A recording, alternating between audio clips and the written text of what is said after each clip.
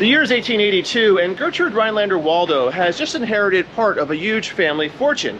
Yet some 30 years later, she will die in debt, having lost her prized possession, which is also perhaps the very thing that led her to ruin this house.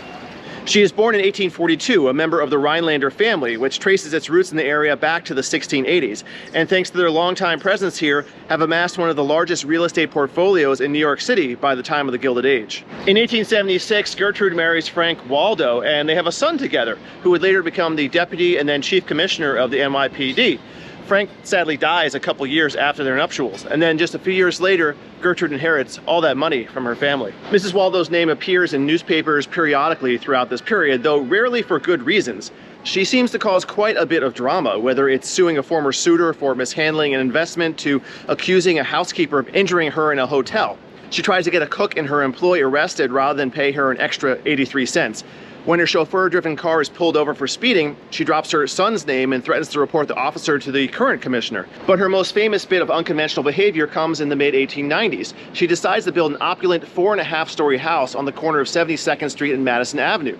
She fills it with newly purchased possessions, including furniture and tapestries and even various knickknacks that have caught her fancy. By 1898, the house is completed and furnished, and yet she doesn't move in. In fact, she would never move in. For a period, she's living across the street with her sister in a townhouse while her big house remains empty. Why she never moves in is a bit of a mystery, but certainly it seems like she spent so extravagantly on this house that she couldn't actually afford to live in here. Houses like these were not only costly to construct, but also cost a lot to maintain. Not only the physical aspects of the structure, but especially paying the staff to run the house. At the time, it's reported that she only included 2 rooms for staff in a house that required a dozen, a sign that she wasn't willing to pay the full cost of maintaining a building like this. As time goes on, her expensive purchases sit inside, many still in the crates they've been shipped in. There are multiple break-ins and burglaries. At one point, 2 guys are caught trying to cart off a kitchen boiler and other fixtures in broad daylight. Meanwhile, the facade becomes dirty and cracked and water leaks through the rooftop skylight.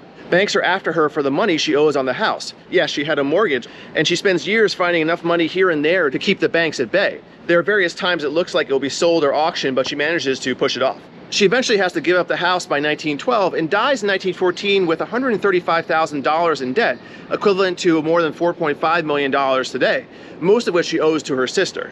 Over the years, the mansion will be used as a commercial building with display windows and a corner door added to the bottom, and various retailers setting up shop in the following decades. Since 1986, this has been a flagship store for Ralph Lauren, a company that likes to tap into the elegance and grandeur of the Gilded Age, though presumably steer clear of the excesses that bedeviled the eccentric Mrs. Waldo.